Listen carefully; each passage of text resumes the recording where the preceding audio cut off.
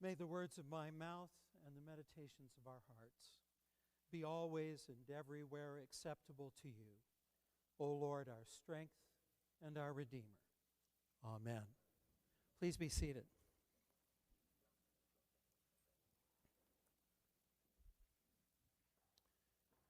To understand this morning's gospel, we really need a paraphrase. So let me share my own. Walking out of the temple, the disciples said to Jesus, "Look at this terrific building. It's our pride and joy." And Jesus said, "You are focusing on the wrong thing. Buildings come and go, and one of these days, this building will be rubble too.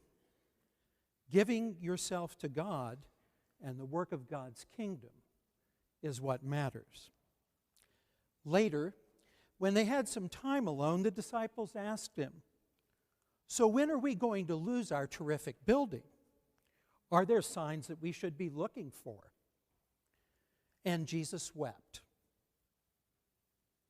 Okay, maybe the passage doesn't quite say that.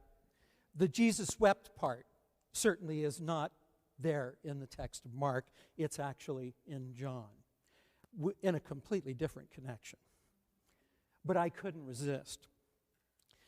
But otherwise, the paraphrase captures the disciples' failure to grasp the point that Jesus makes time after time throughout the rest of Mark 13.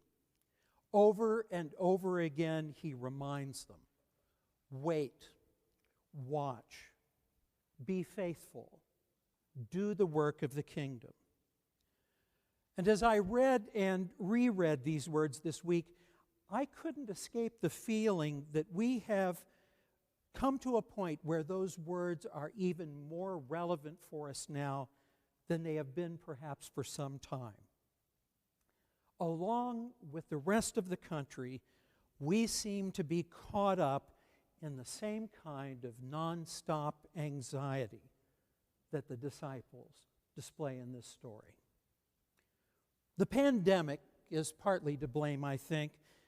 When people sat at home and finished binge watching everything that is even vaguely worth seeing, it was easy to begin looking for things to worry about. And the virus itself generated no small amount of anxiety all on its own. But the isolation that the pandemic imposed also is partly to blame.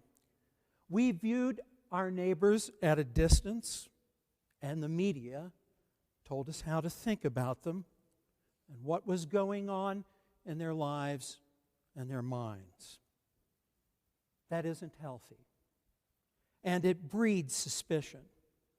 I've watched thoughtful, reflective people attribute hateful motives to millions of people with one label, in spite of the fact that no group of human beings, never mind groups that large, are ever that simple or that predictable.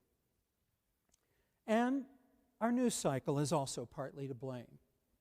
Yes, there are thoughtful, wonderful, hardworking journalists out there doing their best to be even-handed. But there really isn't enough newsworthy stories to fill a 24-hour news cycle 7 days a week. And without it, ratings fall. So we are served up so-called news in the subjunctive mood. This could happen. That might happen. And the annoying little crawler at the bottom of our screens on our televisions consistently screams out, "Breaking news, alert," with just the kind of predictable, anxious reaction we might expect it to give us. And then, of course, there are politics. Those two have jacked up our anxiety and our mistrust. As a nation, we seem to be locked in what I think is probably one of the least reflective, most combative cycles I can remember. And I'm not sure we know how to walk away from it. The result is that we all seem to be looking, along with Jesus' disciples, for a decisive turn of events. The ultimate conflict, the final face-off. And Christians have managed to get it all balled up with their faith, expecting God to be on their side, whichever side that is, when it's all said and done. From the very beginning, followers of the church have been obsessed with the question of when God is going to wrap things up. We wondered about it when the resurrection happened, and the obsession with it intensified with the destruction of the temple and Jerusalem in 70 A.D. We worried about it again at the turn of the first millennium. And we've wondered about it at almost every choke point in history.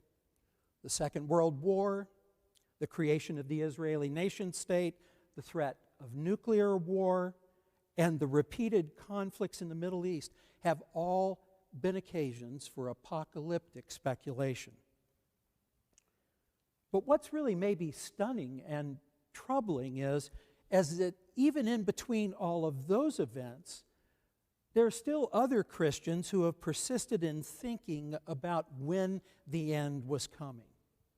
William Miller, for example, a Baptist preacher from Massachusetts, predicted that the end would occur on October 22nd, 1844, when in fact nothing in particular happened at all. And that was the third time he had predicted the end of the earth. And 3 strikes and you're out. So his followers called it the Great Disappointment. And fixing on the end is not just a religious or a Christian preoccupation.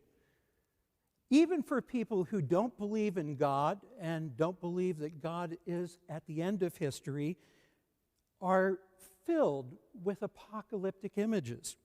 Look at our movies, our cultural trends, even the analysis of the challenges that we face socially, politically, technologically. You see apocalyptic dread everywhere you look, and in any number of choices. And when those are all finished with, there are still others who serve up pictures of a zombie apocalypse. Apocalyptic dread is so bad, I kid you not, that I cut a paragraph out of this sermon listing all of the things that we are afraid will end us, knowing that if I listed one of your fears, you would come up to me after the service and tell me that's something we really ought to be worried about. So, apologies to any of you who are really worried about a zombie apocalypse. It just looked like an easy target, I think. Now, why do we fixate on all of these things? Well, the great Christian philosopher Søren Kierkegaard argued that we do because we live uneasily with our power to choose. And there's certainly something to that. We have so many choices that we can make that it is almost impossible to know what the consequences will be. I think we intuitively want to rush to the end to see how it all works out. But ultimately, I think that we also fixate on getting to the end of everything because we refuse to acknowledge a simple fact. There is a God, and we are not. We do have the power to choose, but if we don't choose in conversation with God, then there is no possibility of being at rest, of living in confidence, or of finding peace. So, we fixate on the end and we fixate on who will be left behind, who is wrong, who is right, because it is easier than the simple mortal business of listening to God, of waiting, of watching, of keeping faith, of working for the kingdom. And focusing on whether people are faithful, longing for the judgment of others, dodging the simple, resolute effort to listen for the voice of God is frankly just easier and emotionally satisfying. But think back over your life, or think back over the history of the church, and I am fairly sure that the people who have figured largely in your life have not been the people who screamed, "The end is near." I am fairly sure that until this morning, you had never heard of William Miller. I am fairly sure that you have never heard of Harriger of Loeb or Abbo of Fleury. They scream too, and that's all I'm going to tell you about them.